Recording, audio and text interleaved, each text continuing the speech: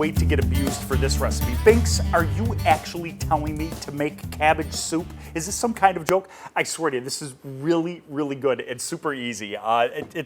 A few of the guys were joking with me in the kitchen when I said I was going to do a recipe for cabbage soup, and they're like, is that actually good? Do people actually? I'm like, yeah, it's really good. It's awesome. Trust me on this. It's a lot of fun. And this one's actually pretty easy to make too. The only big vegetable, except for a little bit of spinach that we're putting in this one, the main ingredient obviously is cabbage, and that doesn't have a lot of flavor. That doesn't mean we're going to end up with a really bland soup. We just want to add the right ingredients to bring out the flavor. I've got a little bit of olive oil in the bottom of this pot right here. We're going to stir in a little bit of garlic to get the whole thing going nicely here. All right, so easy here. We're going to get this garlic cooking up nicely. Beautiful. I've got a little bit of turkey bacon right here. Not a lot. Another great item to use with this is a little bit of ham.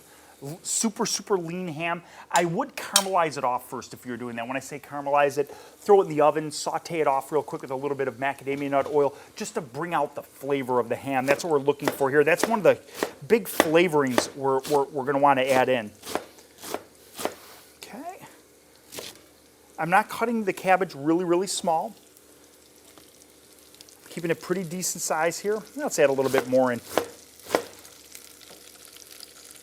Cabbage isn't as packed with nutrients as some of the other darker vegetables. It's not loaded with a lot of nutrient density like some of the other vegetables we play with, but it has a unique texture. I've always liked it. I like it with corned beef in the springtime. It's one of my absolute favorites. A lot of times I'll use one of these cabbage leaves as a wrap for something. I'll roll it up, I'll stuff something inside of it.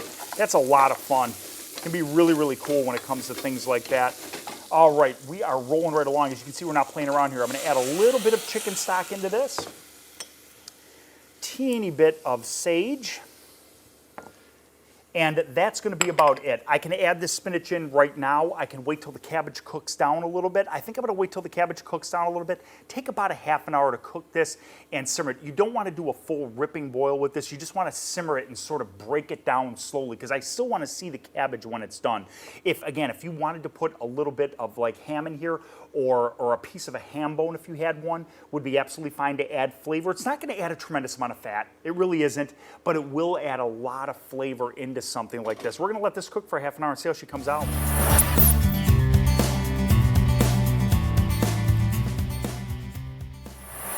Love this soup. It smells so awesome. Garlic, a little bit of bacon or caramelized ham in here just to bring out the flavor. Not a lot. We're not using that as a key ingredient. There's really no protein in this. You're going to have this with a dinner that has some chicken or even, I have to say, like a turkey sausage dinner would be wonderful with this. Look how thick and wonderful this is, though. I added the spinach in after it was going for maybe 10 or 15 minutes. I didn't wait the full time like I originally said I was going to, I believe. I wanted to get it in there just so it could cook and break down with the cabbage. The whole trick to this one is cooking it long enough so the cabbage will actually break down. Cabbage is a very, very tough vegetable or lettuce. It's not like iceberg, it's not like romaine or escarole or spinach where it's going to cook very quickly.